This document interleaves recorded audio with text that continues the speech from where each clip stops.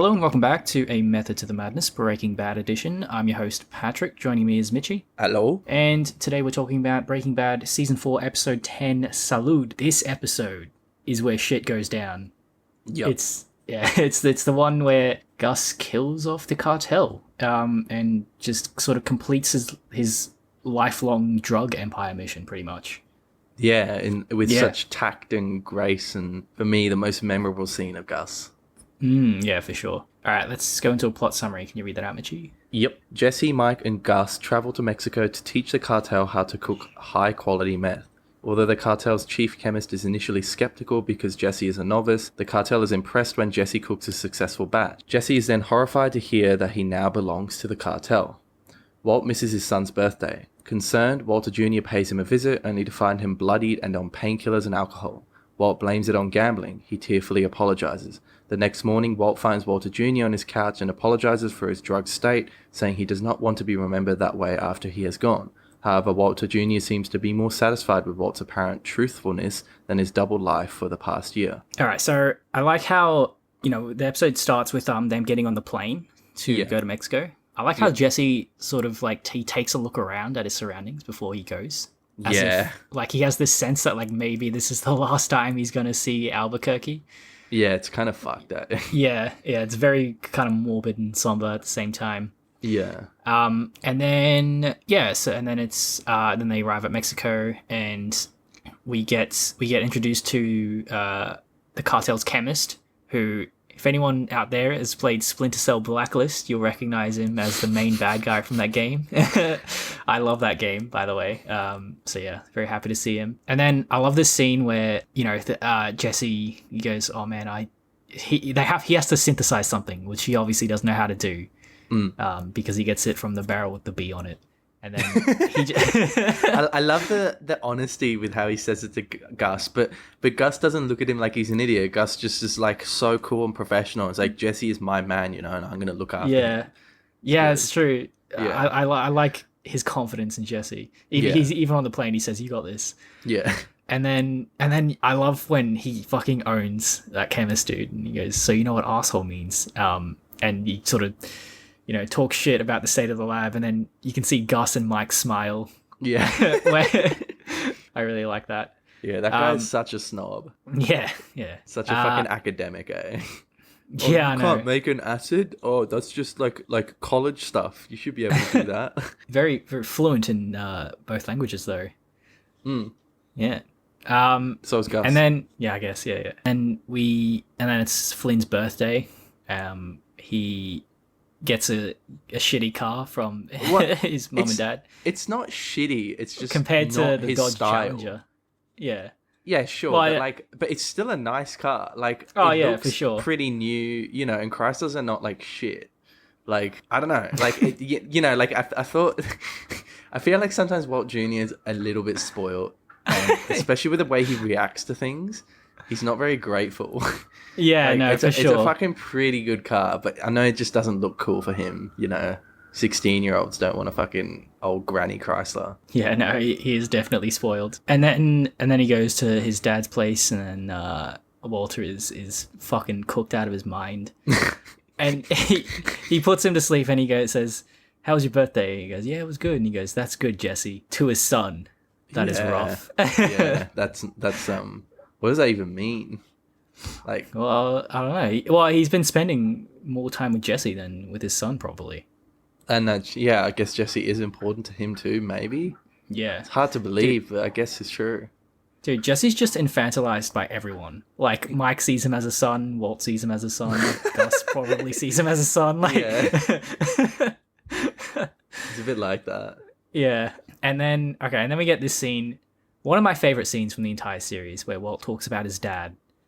I think nothing else moves me as emotionally as this scene does. Okay. I don't know. This just really hits home for me. I mean, not necessarily I relate to this scene. It's just something that so true and deep about a character that it resonates with everything in the show. Yeah. He says to Flynn, I don't. He gives that analogy of remembering his dad as he sees them in his memories, not necessarily as people describe that to him. And Yeah.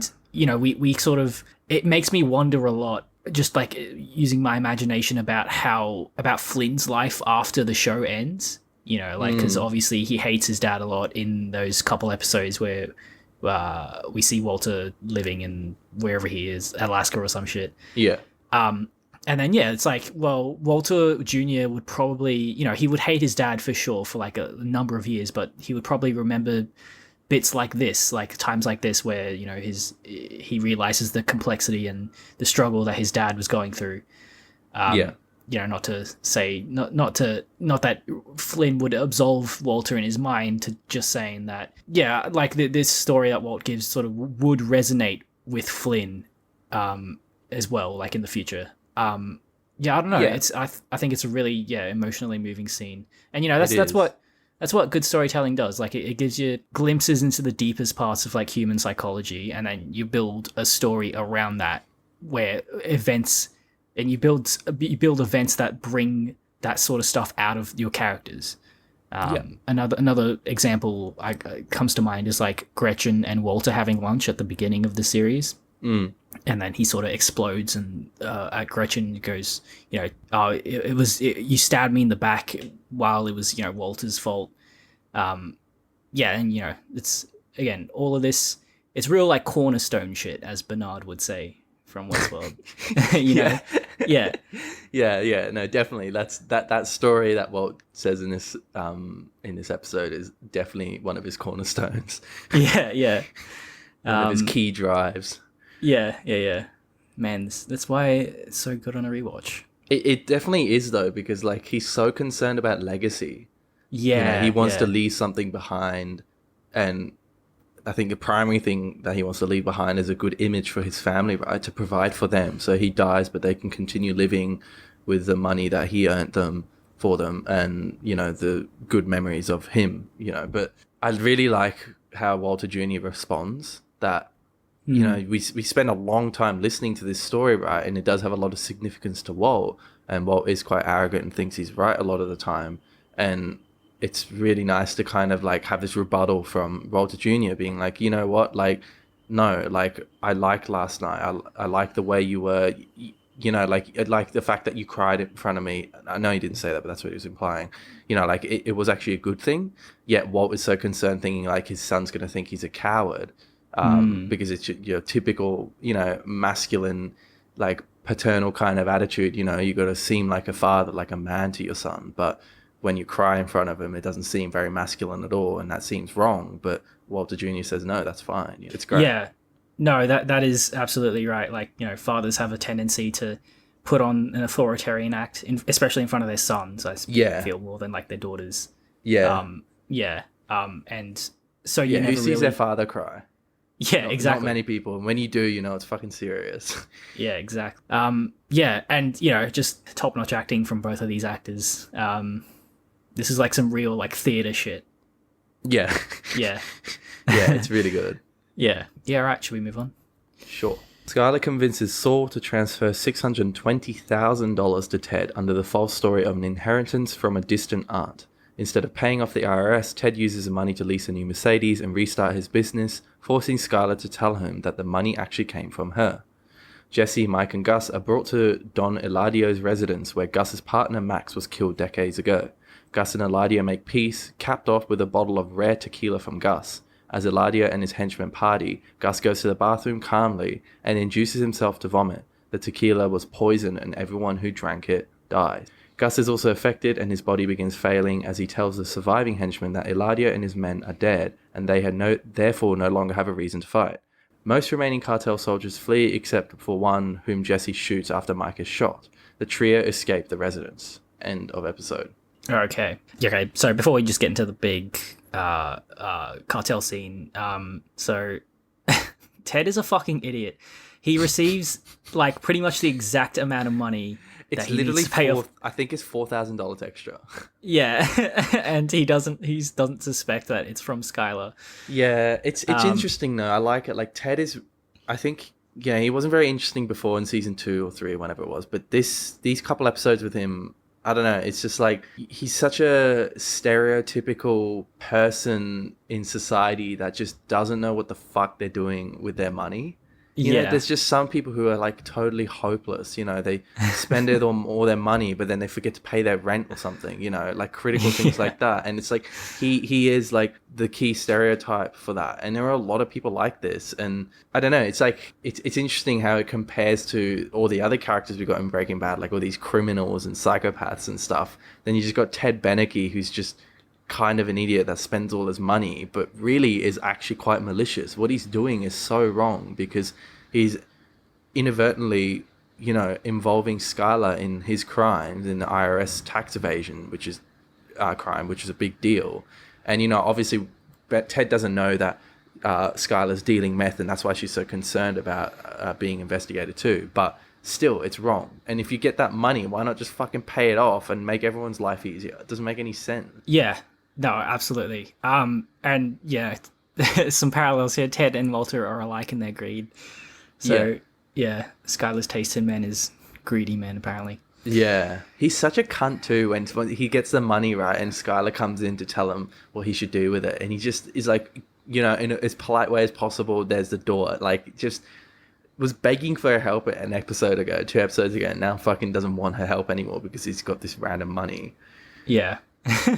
It's frustrating. And then, yeah, so let's talk about the big scene. Okay, so a few things with Gus's plan. He poisons the... Okay, so, you know, he takes some pills to presumably counteract the toxin, right? That's Apparently what it's he was... activated charcoal. Oh, okay. All right. You know, like that shit that they put on like cosmetic bottles. Activated charcoal, cleanse all your pores. You know, like it's really Right. like it's like this. Like, oh, people eat it now. Like activated charcoal is like these days like one of those like kombucha. You know, like how would you describe that? Like it's meant to be like some superfood kind of shit, and it's kind of ridiculously expensive, but it's not actually that amazing. Yeah, kombucha is like some fermented shit. I don't know. Yeah, and people drink it like it's so healthy and stuff, but like, and it costs like $6 for a little bottle, and it's like, bruh, like you can just drink water. It's healthy too. Anyway. Yeah, the only implausible thing about this plan is that it was a gamble to think that all of Don Eladio's lackeys would also drink the bottle. Yeah, like, I mean, you know, it's good tequila, right? Yeah, exactly. That's why I think Don Eladio like wouldn't want to share it. Yeah, true. Yeah. I guess he was banking on them getting on the piss anyway, and then they probably just would all eventually drink it. Yeah, I don't know. Yeah, because they were getting pretty fucked up. Is the guy who Jesse shoots at the end? Is that the one who like Mike chokes out? No. Mike kills that dude when he chokes him out. Apparently, that dude at the end that he shoots is Hector's grandson. Yeah, because Gus, you know, how do you know that? Exactly. That's what I was thinking. Like, because I thought that guy Mike chokes out because he's been like a sort of prominent character. I thought that was who that was Hector's grandson. Yeah, Gaff. That's his name. Yeah. Is it like the Blade Runner's Gaff? Yeah. Yeah. It's too bad she won't live. But then again, who does? Fucking Blade Runner. But otherwise, this is a pretty good plan, I reckon. Yeah, no, 100%. Yeah. You know, like it definitely comes with a degree of risk, and I think he kind of knew that anyway. I mean, he's obviously taking risks because he fucking drank it himself. So you know, Gus is willing to take risks for this to work. Like, as Mike says, either we're all leaving or none of us are. So yeah, works. I did like that. I like how they're being more honest with Jesse now. Like he's part of them. He's part of the crew. It's really nice to see. Even though they're all a bunch of criminals, but still. I like how that shot of Don Eladio falling in the pool. It's become a bit of an icon, hasn't it? Has it? I feel like it has. And I don't know. Do you reckon it looks a bit like the Nirvana album? Yeah, a little bit. Yeah. I do like it though. Like he looks like he's gonna go reach for Gus, but then immediately he falls in the pool dead. Like yeah. I also love when Gus goes to the bathroom. Like, for me, watching this, I watched this when I was quite young. That is like one of the most iconic scenes for me. It's like, 'cause, you know, Gus is just such a badass villain. When he goes into that bathroom and lays a towel on the ground to kneel on it and then vomit in the toilet, and You know, how clean he is with himself while he's doing it. Like, yeah. yeah. He vomits with such intent. Yeah. He's like, no hesitation sticking his fingers down his throat. But also with some grace too. Yeah. However you can do that, making yourself vomit. I like how he doesn't say anything to Don Eladio. He just stares him down, just watches him die. So fucking badass. Yeah. It's like, especially when for the first time you watch it, this scene is fucking crazy. There's not much really happens, you know. Like, a lot of the action that Breaking Bad revolves around is like one or two people dying. You know, like, how many times have we had this many people die in one scene in Breaking Bad? Not very often. That's pretty much all I have. Do you have anything else? No, not really. I think, I don't know. Yeah. On the Wikipedia here, it says IGN gave this a 10 out of 10 masterpiece rating. So IGN, eh? Yeah. Yeah. The number one critical, whatever, critic. Media critic, that's it. Yeah. They're alright with the gameplay walkthroughs, though. Sometimes I look at those things. Yeah, that's true. If I need to search something up, I sometimes go to IGN, Yeah, then Halo skulls are hard to find. Okay. Well, thank you for listening, and join us next episode. Thank you, see ya. There, lying on the bed, is my father.